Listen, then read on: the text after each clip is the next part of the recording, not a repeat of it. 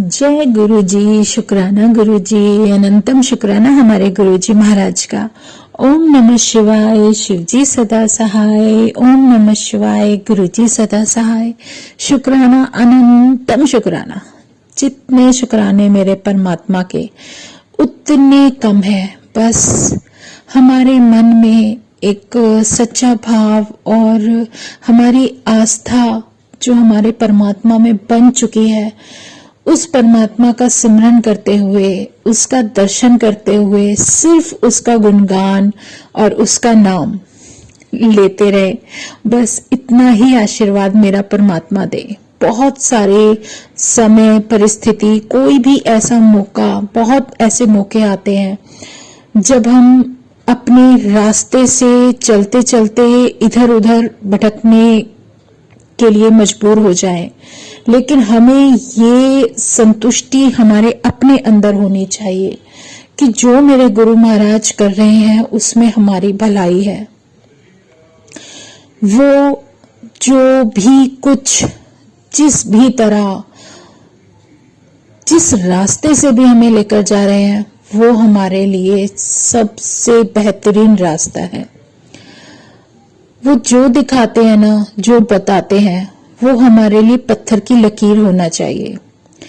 गुरु जी ने एक बहुत बड़ा लेसन जो जीवन का दिया है, वो यही दिया है कि जीवन में शॉर्टकट ना अपनाओ तो ज्यादा बेहतर है, क्योंकि शॉर्टकट हमेशा आपको नुकसान करेगा। जो आपका काम चल भी रहा होगा, बन भी रहा होगा, उसमें भी अड़चने आ जाती हैं। वो आपको हमेशा परेशान करने वाला होता है। हमारे जीवन में बहुत परिस्थितियां ऐसी आती है और ज्यादातर इस समय हर इंसान यही सोचता है, यार हर काम जल्दी से हो जाए, बस फटाफट से। कहते हैं ना, हर चीज की एक लाइफ होती है, हर चीज का एक समय होता है जो कि अपने समय पर ही हमें मिलेगा। और वो समय मेरे परमात्मा ने जो निश्चित कर दिया, उसमें हमारी कोई ऐसी जल्दबाजी अगर नुकसान कर जाए तो वो हमारे लिए गलत है। जब वो हमें समझा रहे हैं तो सबसे बेहतर यही है कि उनकी बात समझने की कोशिश की जाए। हमारे अंदर एक जो सब्र है ना, जो परमात्मा देना चाह रहा है, उस सब्र को अपने अंदर रखो।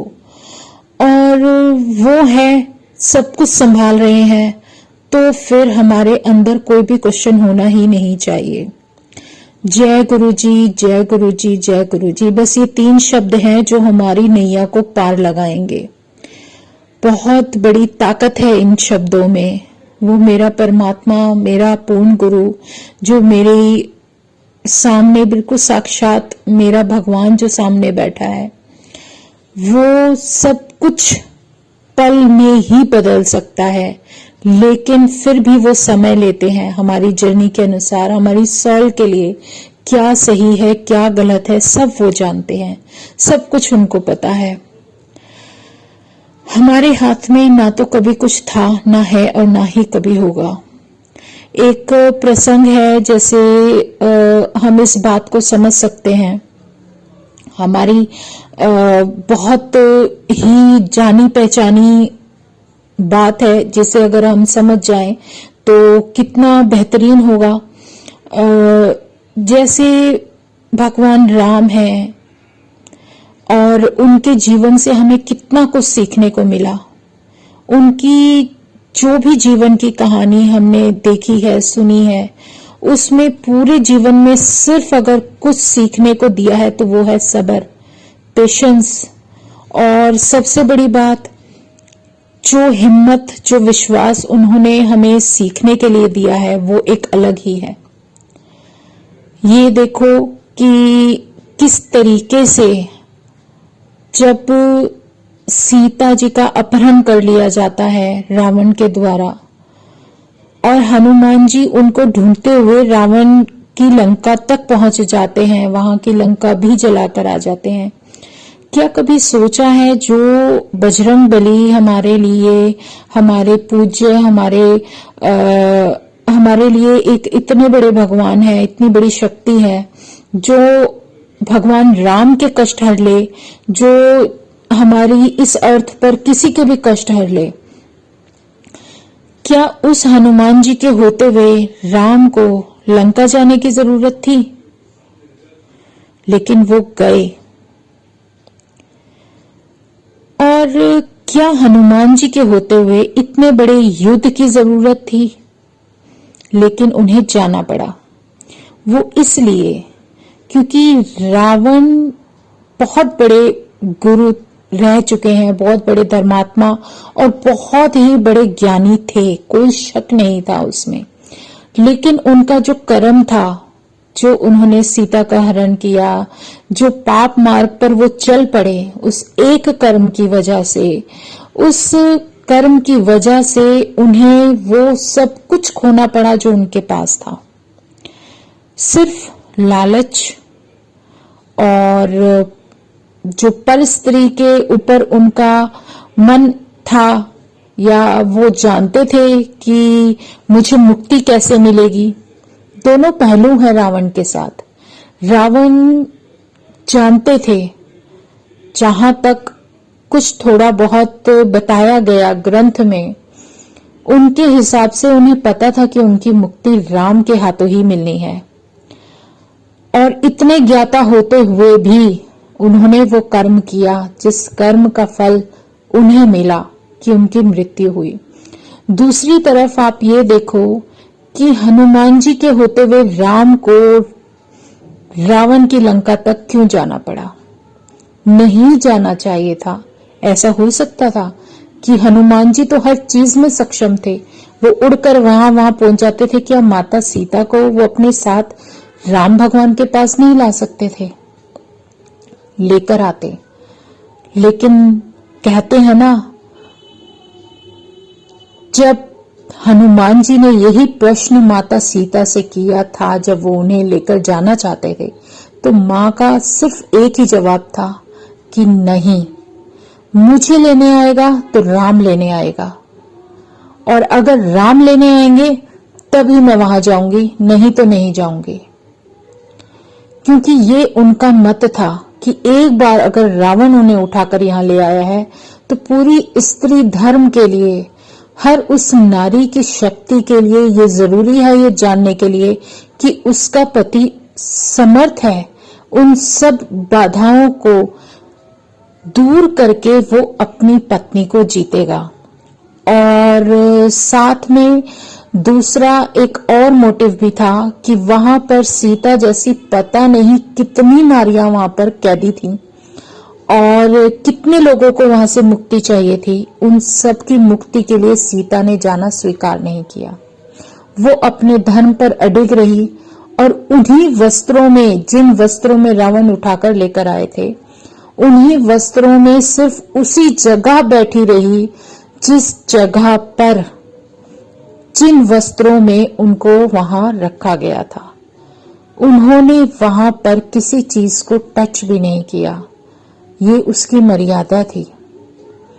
यही हमारे जीवन में सीख जो देने की कोशिश की भगवान राम की जीवनी से, माता सीता की जीवनी से, वो हमें सिखाने की कोशिश की गई है। और यही सब्र और पेशेंस हमारे अंदर होना चाहिए, जो परमात्मा हमें सीखने के लिए बता रहा है। भगवान राम चाहते तो हनुमान जी को ऑर्डर कर सकते थे कि तुम जाकर सीता को ले आओ, तुम तो हर चीज में सक्षम हो, लेकिन उन्होंने ये नहीं करने दिया, क्योंकि उन्हें भी ये शॉर्टकट चाहते तो ले सकते थे, लेकिन वो चीज उचित नहीं थी। जो कर्म उनका था वो उन्हें करना ही था। इसीलिए वो खुद स्वयं, चाहे उसके लिए उन्हें कितनी भी मेहनत करनी पड़ी हो, वो उन्हें लेने के लिए गए और रावण की लंका पर चढ़ाई करके, युद्ध करके, पूरे के पूरे धर्म के साथ अपने उचित नियमों के अनुसार माता सीता को छुड़ाकर लेकर आए। ये सिर्फ उनकी जीत नहीं थी, ये धर्म की जीत थी। जो सत्य के मार्ग पर चलते हैं उनको बहुत कष्ट आते हैं, मानते हैं कष्ट आते हैं, और उन कष्टों को झेलते हुए, उनको सहते हुए जो भी सॉल, जो भी कनेक्शन उसका रहता है, जो भी जीवन यात्रा रहती है, उस जीवन यात्रा को पूरी करते हुए जिस तरीके से वो अपनी जर्नी पूरी करके अपनी मंजिल तक पहुंचते हैं, वही उनके लिए प्रेरणा का स्रोत बनती है। उस नई जनरेशन के लिए जिन्होंने शायद इस तरीके से कभी सोचा भी नहीं था कि इस तरीके से भी इंसान अपना जीवन जी सकता है। भगवान राम को हम याद क्यों करते हैं? क्योंकि उनकी जीवनी, जो उनका जीवन काल था, जो उन्होंने धरती पर आकर जो कुछ समझाने की कोशिश की, उसको हम सिर माथे रखते हैं, इसलिए हमारे लिए वो शिरोधार्य हैं। माता सीता क्यों हमारे सर माथे पर हमारी देवी माता जानी जाती है? क्योंकि उन्होंने अपने कर्मों से, अपने सत्कर्मों से अपनी एक नारी के लिए, नारी जाति के लिए जो एक सीख दी है, जो एक कहते हैं ना, एक रेखा होती है जिसको वो सिखाने की कोशिश करती हैं कि नारी के लिए क्या उचित है, वो सारा धर्म उसने सिखाया है, वही हमारे जीवन में हर कोई अपनाना चाहेगा। हमें अपने अंदर सब्र लाना चाहिए, सब्र, पेशेंस। उन्होंने कभी एक दूसरे का साथ नहीं छोड़ा। ये जीवन की बहुत बड़ी एक ऐसी कमाई थी, सच की कमाई, जो कमाई इंसान जीने के लिए, लेने के लिए पता नहीं कितना जीवन निकाल देता है। यही सारी प्रेरणाएं तो भगवान राम के जीवन से हमें मिलती हैं, और उन्होंने हर जगह जिस चीज के लिए उन्होंने जन्म लिया और किस तरीके से उन्होंने अपने जीवन को जीते हुए जो भी संदेश, जो भी हमें सिखाने की कोशिश की है, वो सब हमें अपने जीवन में लेने की आदत डालनी चाहिए। इसी तरीके से भगवान कृष्ण हैं, उन्होंने अपनी लीलाएं अलग रची, सबका जीवन अलग है। वो चाहते, वो तो भगवान थे, उन्हें क्या जरूरत थी ये सब करने की, झेलने की? अगर इंसानी जीवन है तो उन्हें ये सब, वो सब कुछ अपने जीवन में उन सब परिस्थितियों को जीना होगा जो परिस्थितियां उस शरीर से जुड़े होने की वजह से हमें मिलती हैं। ये उन्होंने भी सिखाया। वो चाहते तो एक चुटकी बजाते और सब कुछ हो जाता, लेकिन नहीं, उन्होंने कर्म को ही प्रधान माना। यही तो हमारा जीवन है कि वो हमें ये सिखा रहे हैं कि कर्म करो, कर्म करोगे तभी तो तुम्हें कुछ रास्ता मिलेगा। कर्म को प्रधान क्यों कहा गया है? कर्म करो लेकिन धर्म को साथ रखते हुए।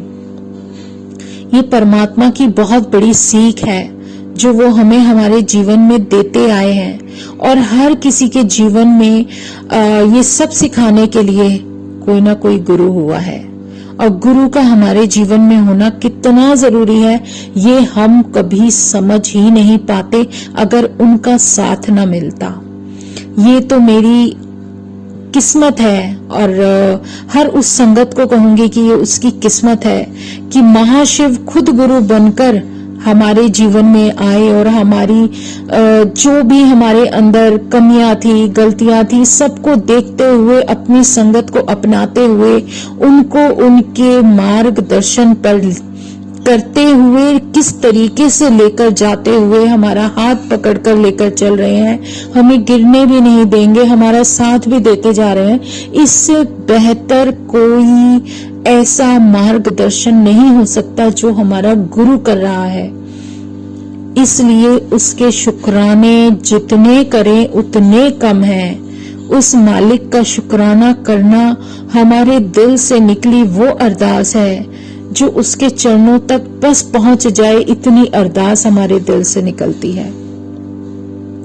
सच में वो गुरु है, वो गुरु खुद देख रहा है कि हमें कब कहाँ क्या करना है, तो उसके बताए हुए में और उसके करने में जो कुछ भी हमें वो दिखा रहे हैं, जो कुछ हमें समझाने की कोशिश कर रहे हैं, वो समझना होगा और उनकी बातों को समझकर अपने जीवन में लेकर चलना। उनकी बातों को जिस तरीके से हम जीते हैं, जो उनके वचन होते हैं, जिन वचनों को हम जीते हैं, उन वचनों में ही हमारी जिंदगी होती है।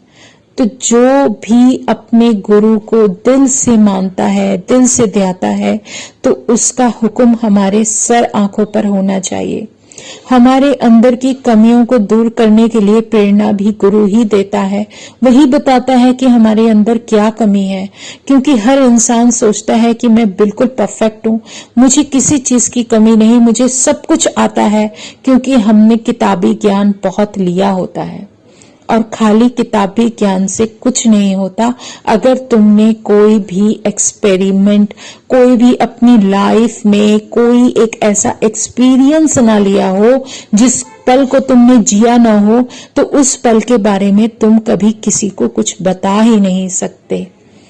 इसीलिए परमात्मा हमें उस रास्ते पर उन सब मुश्किलों से निकाल कर लेकर जाता है कि जब तुम मुश्किल में होते हो तो उस परिस्थिति को जितना जी सकते हो, जो तुम जीकर निकले हो, तभी तो किसी को उस परिस्थिति से अवगत कराओगे और उस परिस्थिति के बारे में बताओगे कि उस समय तुम्हें क्या करना चाहिए था और तुमने कैसे वहां से सफर आगे तक का तय किया है। वो सब जो उस समय में जो तुम्हारे कल्याण हुए हैं, वो समय जिसमें तुम्हारे कल्याण परमात्मा ने किए हैं, वो सब समय परमात्मा के द्वारा ही दिया गया है। चाहे कैसा भी हो, सब हमारे हिसाब से, हमारी जर्नी के हिसाब से सब परमात्मा लिख रहा है। अब तो सिर्फ यही है कि अगर हम अपने गुरु के चरणों में झुक चुके हैं, गिर चुके हैं, उनके चरणों को अपने माथे पर लगा लिया है, उनके चरणों में हमने अपना सर झुकाया है, सब कुछ झुका दिया है, ये सोच लेना संगत जी कि अगर हम उनके चरणों में लेटे हैं तो उससे बेहतरीन कोई जगह इस कलयुग में हमें नहीं मिल सकती, क्योंकि वो गुरु, वो परमात्मा ऐसी दिव्य शक्ति है कि अब आगे की जो कुछ भी होगा सब कुछ उसकी मर्जी से होगा। अच्छा है, बुरा है, सब उसी का दिया हुआ है, सब उसी ने लिखा है, सब उनकी मर्जी से ही होगा। और यही हमें अपने अंदर ये बात को गांठ बांध लेना चाहिए कि जो वो कर रहा है वो सही कर रहा है, गलत होगा सही होगा सब उसकी मर्जी से होगा। जो भी होना है उसके लिए वो जो भी प्लानिंग कर रहे हैं, वो जो भी लिख रहे हैं, वो किसी कारण से होता है। बुरा है तो शायद बहुत बुरे से बचाएंगे, अच्छा है तो शायद हमारे ऊपर उसकी मेहर है। हर तरीके से सब्र करते हुए उसका हमें इतना अभिनंदन करना चाहिए, इतना विश्वास रखना चाहिए कि वो परमात्मा जो कुछ भी कर रहा है बिल्कुल सही कर रहा है। और उस पर अपना विश्वास हम जितना बनाकर रखेंगे, उतना हमारा आगे का जीवन उन्हीं के अनुसार उस मंजिल तक पहुंचने में हमारी मदद करेगा, जो कि हमारा सबसे बड़ा लक्ष्य है। तो जय गुरु जी, शुक्राना गुरु जी। आज मन में भाव यही थे मेरे परमात्मा, बस इसी तरह हमारा मार्गदर्शन करते रहो। शुक्राना मेरे गुरु जी, शुक्राना, अनंतम शुक्राना, अनंतम शुक्राना। जय गुरु जी, जय गुरु जी। ओम नमः शिवाय, शिव जी सदा सहाय। ओम नमः शिवाय, गुरु जी सदा सहाय। शुक्राना, शुक्राना, अनंतम शुक्राना। जय गुरु जी, जय गुरु जी, जय गुरु जी।